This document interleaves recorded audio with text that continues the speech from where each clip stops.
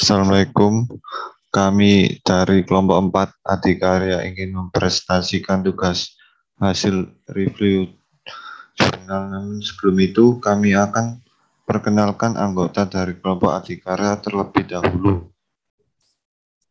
Saya Muhammad Samsul Ma'arif, NPM 2003-50-1008. Saya Nita Jessica Panjaitan dengan NPM 2003-501-0021. Saya Ratia Yuni Rahmalia dengan NPM 20035010022. Saya Safira Marusa dengan NPM 2003-501-0028. Saya Bintang Aprianinu Agung Wicaksono dengan NPM 2003-501-0063. Perkenalkan, saya Dia Kurniawati Tias dengan NPM 2003-50-10075. Saya Afadallah Zordir Hamni, NPM 200-350-10087. Saya Andi Fadli Kurniawan, NPM 200-350-192. Perkenalkan, nama saya Wisnu Ramadan Setiawan, NPM 20035010098. Saya Muhammad Mega Teguh Budiaso, NPM 20035010100.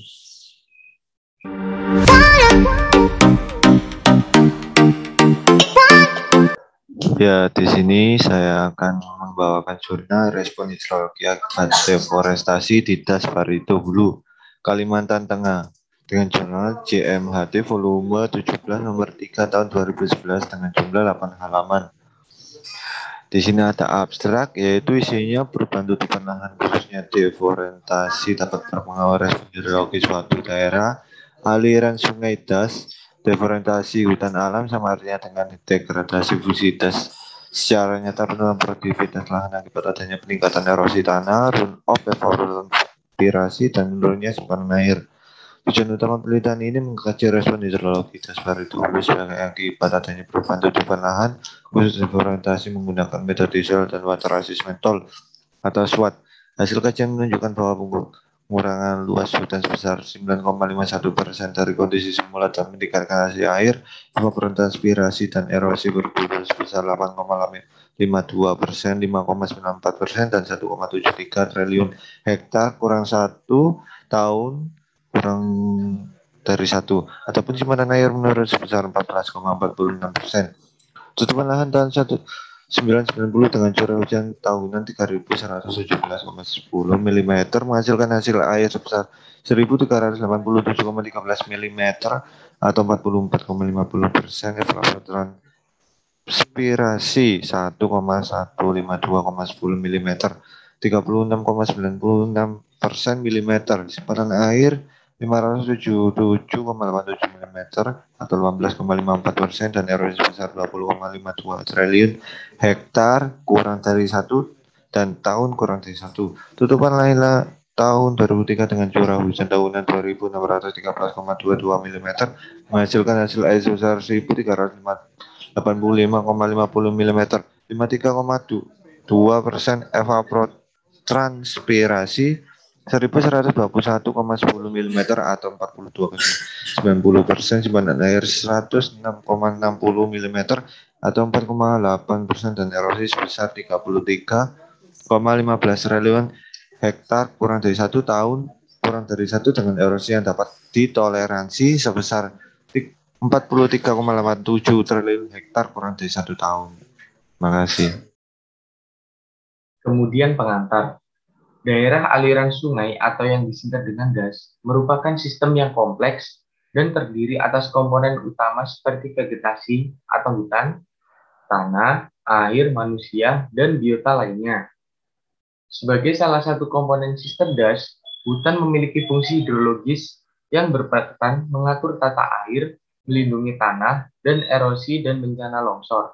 serta menciptakan iklim mikro yang nyaman dan sesuai bagi manusia serta bagi biota lain. Hutan juga merupakan tempat berlangsungnya proses-proses interaksi biofisik secara sinergis. Proses-proses biofisik hidrologi das merupakan proses alami dari suatu jalur hidrologi, sedangkan kegiatan sosial ekonomi merupakan bentuk intervensi manusia terhadap perilaku sistem das tersebut.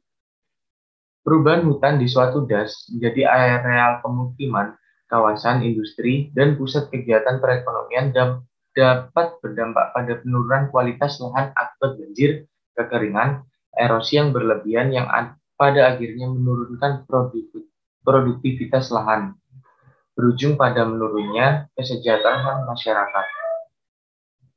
Perubahan hutan menjadi tutupan dan penggunaan lahan lain dapat menyebabkan perubahan respon hidrologi das yang bersangkutan, terutama meningkatkan aliran permukaan, erosi, dan pengisian air tanah. Metode penelitian. Metode penelitian ini dilakukan di daerah aliran sungai Barito Hulu yang secara administratif termasuk dalam Kabupaten Murungkeraya dan Kabupaten Barito Utara. Peralatan dalam penelitian ini adalah GPS, bor tanah, dan ring contoh tanah. Pengolahan data dilakukan dengan bantuan digitizer dan curain meter dengan perangkat lunak AirDAS version 8.7, ArcView version 3.2, dan sistem pendukung SWOT 2000. Untuk uji validasi pada penelitian ini dilakukan dengan membandingkan debit hasil perhitungan model SCS, Soil Conservation Service, dengan debit hasil model SWOT. Baik, di sini saya akan menjelaskan hasil penelitian dari jurnal pertama. Perubahan tutupan lahan dari tahun 1990 sampai 2003, tutupan lahan tahun 1990 dan 2003 das Barito Hulu masih didominasi tutupan hutan. Namun demikian, telah terjadi penurunan luas hutan sebesar 220.947,95 ha atau 9,51%, tanaman pangan sebesar 24.153,10 ha atau 10,32%, kebun karet rakyat sebesar 2.089,78 ha atau 21,12%, semak belukar sebesar 9.667,1 ha atau 5,10%. Sebaliknya, terjadi peningkatan luasan kebun campuran lahan terbangun dan tanah terbuka masing-masing sebesar 42,222,61 atau 472,04%, 2050 ha atau 261,48%, dan 36,64 ha atau 133,21%. Perubahan luas hutan yang turun sebesar 9,21% dalam kurun waktu 14 tahun terdistribusi secara merata di seluruh area untuk penggunaan lain. Perubahan dan pergiliran lahan di das Barito Hulu sangat memungkinkan terjadi karena sistem usaha tani yang berlaku bersifat subsisten dan budidaya pertanian yang diterapkan adalah sistem perladangan berpindah, sehingga sewaktu-waktu dapat mengalami perubahan baik luas area maupun jenis komoditasnya. Jenis tanah berdasarkan sistem klasifikasi soil taxonomy sebenarnya tanah di das Barito Hulu terdiri atas 3 ordo, yaitu multisol, insectisol, dan antisol. Produksi air das Barito Hulu menurut berbagai kelas tutupan lahan. Hasil analisis respon hidrologi akibat perubahan tutupan dan penggunaan lahan tahun 1990 dan 2003 menunjukkan bahwa curah hujan tahun sebesar 2.613,2 mm menghasilkan hasil air per tahun rata-rata sebesar 1.385,90 mm, 53,02% dari total curah hujan. Evapotranspirasi sebesar 1.121,10 mm atau 42,90% dari total curah hujan, dan simpanan air atau storage sekitar 106,60 mm atau 4,8% dari total curah hujan. Pengurangan luas hutan sebesar 9,51% dan peningkatan luas tanah terbuka sekitar 33,21% atau 1,3 kali lipat menyebabkan hasil air meningkat sebesar 8,52%, evapotranspirasi meningkat sebesar 5,94% dan simpanan air menurun sehingga sebesar 14,46%. Kondisi ini sejalan dengan hasil penelitian serupa atas kegiatan pemanenan hutan di Fiji, Levu, Fiji. Tutupan hutan dan kebun karet tahun 1990 memiliki nilai CN rata-rata paling kecil dibandingkan dengan tutupan lahan lainnya berturut-turut ada 57,50 dan 54,82 dengan erosi yang dihasilkan masing-masing sebesar 0,19 dan 0,12 THA-1. Tutupan hutan pada tahun 2003 atas nilai CN rata-rata turun menjadi 51,25 dan kebun karet turun menjadi 49,27 dengan erosi yang dihasilkan masing-masing sebesar 2,41 dan 1,73 THA-1. Menurunnya luas hutan dan kebun karet serta meningkatnya luas tanah terbuka di Das Barito Hulu berpengaruh terhadap meningkatnya erosi rata-rata per tahun sebesar 12,63 THA-1. Hasil validasi model SWOT terhadap model HS validasi model dilakukan dengan cara membandingkan hasil model SWOT terhadap hasil perhitungan model HCS. Hasil perhitungan model HCS diasumsikan mendekati kondisi debit sesungguhnya di lapangan. Perhitungan validasi model menghasilkan R2 sama dengan 0,82 dan NSI sama dengan 0,69. Koefisien determinasi menunjukkan kedekatan antara nilai yang dihasilkan oleh model SWOT dengan model HCS yang diasumsikan sebagai nilai terdekat yang sesungguhnya di lapangan. Berdasarkan kriteria NSI tersebut, maka hasil simulasi model SWOT adalah sangat memuaskan jika hasil perhitungan model HCS benar-benar mendekati kondisi yang sebenarnya di lapangan. Kesimpulan dari jurnal ini yaitu tutupan lahan Das Barito Hulu mengalami penurunan luas. Penyebab dominan terjadinya penurunan tutupan lahan ini adalah deforestasi. Namun dengan adanya perubahan tutupan lahan tersebut, sudah dapat mempengaruhi respon hidrologi das dalam bentuk peningkatan hasil air, peningkatan evapotranspirasi, peningkatan erosi tanah, dan penurunan simpanan air. Deforestasi di Das Barito Hulu diharapkan tidak berlangsung terus dalam skala yang lebih besar, karena dapat mengakibatkan degradasi lahan yang pada akhirnya menurunkan kualitas dan produktivitas sumber daya lahan. Selanjutnya yaitu kekuatan dari jurnal ini. Yang pertama yaitu penyajian data dalam jurnal tersebut dilakukan secara detail mulai dari adanya tabel, gambar, serta penjelasan. Yang kedua, penulisan dalam jurnal ini mudah untuk dipahami. Yang ketiga, dilengkapi dengan adanya diagram aliran tahapan penelitian. Yang keempat, referensi yang digunakan dalam jurnal ini cenderung mengambil dari banyak sumber, bukan hanya satu sumber saja sehingga meningkatkan kualitas dari jurnal. Yang terakhir yaitu kelemahan dari jurnal ini. Tidak adanya saran dari penulis mengenai permasalahan yang ada, sehingga pembaca tidak mengetahui hal apa yang harus dilakukan agar kejadian serupa tidak terjadi lagi.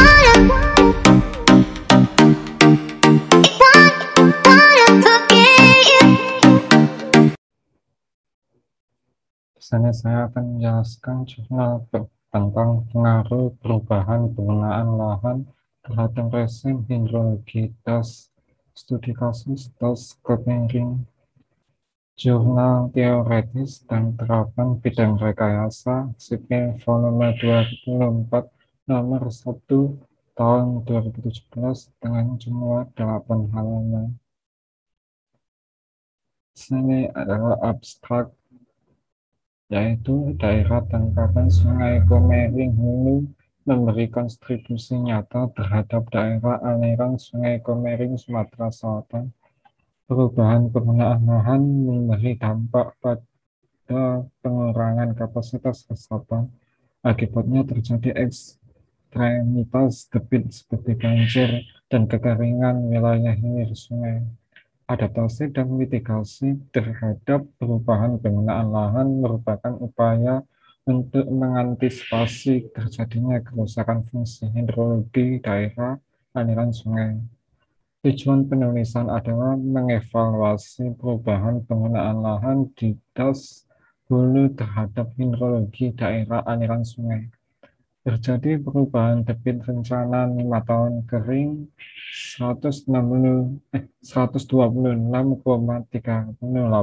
meter kubik per detik menjadi 135,88 meter kubik per detik. Dalam jangka tahun 1971 sampai 1991 dan 1992 sampai 2010. kenaikan penggunaan lahan terbesar untuk lahan sawah, pertanian, tegalan, dan kebun sebesar 80,516%, yang mengurangi luas hutan menjadi 28%. Perubahan tutupan lahan, terutama hutan, mengidentifikasikan kemampuan das Komering Hulu untuk menyimpan air. Nilai koefisien limpasan C sama dengan 0,399 dan nilai base flow 43,262 didapat tren kenaikan nilai C dan penurunan nilai B sepanjang tahun 1971 sampai 2010. Berdasarkan peta sebaran erosi tahun 1980 dan 2005 menggambarkan das Komering Hulu termasuk klasifikasi erosi barat. Selanjutnya ialah pengantar. Keberadaan sumber air dapat diperbarui melalui siklus hidrologi, tetapi perubahan iklim dan tutupan lahan mengakibatkan perubahan rezim hidrologi, sehingga diperlukan pengendalian sumber air, baik upaya adaptasi dan mitigasi dalam perencanaan infrastruktur SDA. Das Komering Hulu bagian dari Satuan Wilayah Sungai Musi sebagai penentu keberlanjutan sumber air di Sungai Komering atau Das Komering. Sumber air Sungai Komering selain berasal dari Danau Ranau juga berasal dari daerah tangkapan Das Komering. Kejadian debit maksimum atau banjir di hulu mengakibatkan kerusakan infrastruktur di hilir Das Komering dengan adanya pengalian alur Sungai Komering di terusan Randu. Namun di lain pihak, kualitas dan kuantitas sumber daya hutan cenderung semakin menurun. Penurunan kualitas dan kuantitas hutan cenderung meningkat. Sementara kegiatan-kegiatan rehabilitasi sumber daya hutan masih belum memadai dibandingkan dengan laju kerusakan yang terjadi. Sebagian besar lokasi pada kawasan hulu sub Das Komering didominasi dengan jenis penutupan lahan. Lahan merupakan sumber daya alam yang dapat diperbarui, sekaligus merupakan media lingkungan untuk memproduksi pangan, perumahan, dan lain-lain. Pertambahan jumlah penduduk yang disertai dengan meningkatnya kegiatan pembangunan telah berakibat terjadinya pergeseran pola penggunaan lahan di Indonesia.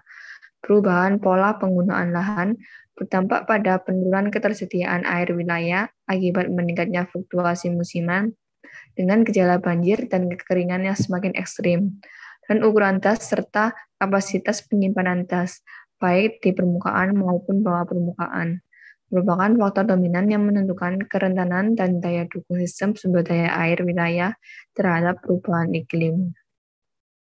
Metode penelitian. Pengumpulan data dilakukan dengan mengumpulkan data hidrologi dan data spasial. Data hidrologi yang dikumpulkan berupa data debit dan data curah hujan.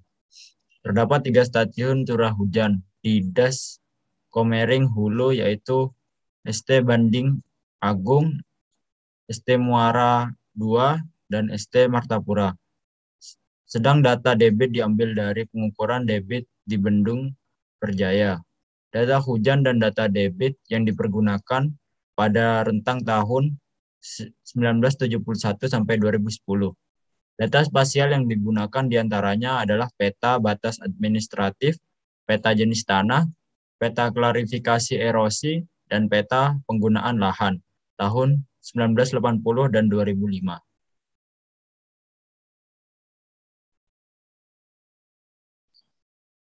Debit andalan adalah debit yang diharapkan tersedia sepanjang tahun dengan risiko kegagalan yang direncanakan sekecil mungkin. Hadi Susanto, 2011.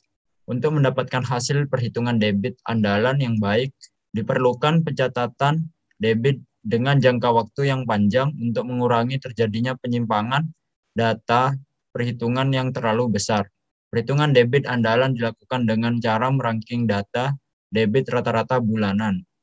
Analisis perubahan rezim hidrologi dilakukan untuk mengetahui degradasi rezim hidrologi yang terjadi akibat ekstremitas hujan dan konversi lahan. Analisis terhadap perubahan ini dilakukan dengan membandingkan tren atau kecenderungan data curah hujan pada masa lalu dan data pada masa sekarang. Hasil penelitian, lokasi pengamatan data klimatologi dan curah hujan yang berada di Das Komering, yaitu Stasiun Banding Agung, Stasiun Muara II, Stasiun Martapura, Stasiun Belitang, Stasiun Menanga, dan Stasiun Cilika. Menurut ASDAQ 2002 dan Triatmo 2009, kegiatan tata guna lahan yang bersifat mengubah bentang lahan dalam suatu das seringkali dapat mempengaruhi hasil air, terutama pengelolaan vegetasi di bawah hutan sebagai regulator, mempengaruhi waktu dan penyebaran aliran air. Berdasarkan data yang didapat, terjadi perubahan penggunaan lahan. Terjadi peningkatan luas rawa yang semula 19.559,128 hektar menjadi 147.420,221 hektar. Perubahan pemanfaatan lahan terlihat terbesar ada pada sawah pertanian, tegalan, dan kebun. Hal tersebut mengurangi jumlah hutan lebat yang merupakan regulator air limpasan. Penggunaan lahan 1980 didominasi oleh perkebunan rakyat sekitar 47,69% dan persawahan sekitar 10,05% dari total luas lahan. Penggunaan lahan pada tahun 2005, sektor pertanian masih mendominasi, khususnya perkebunan kelapa sawit sebagai sektor andalan yang memberikan tingkat pendapatan bagi petani dan daerah di sekitar kawasan hulu das. Kategori das termasuk klasifikasi baik apabila dapat meredam lonjakan fluktuasi limpasan permukaan akibat turunnya hujan, menstabilkan besarnya debit, serta memperpanjang ketersediaan limpasan permukaan di musim kering. Nilai perbandingan total base flow (BF) dan total flow atau debit (TF) digunakan untuk indikator fungsi hidrologi das.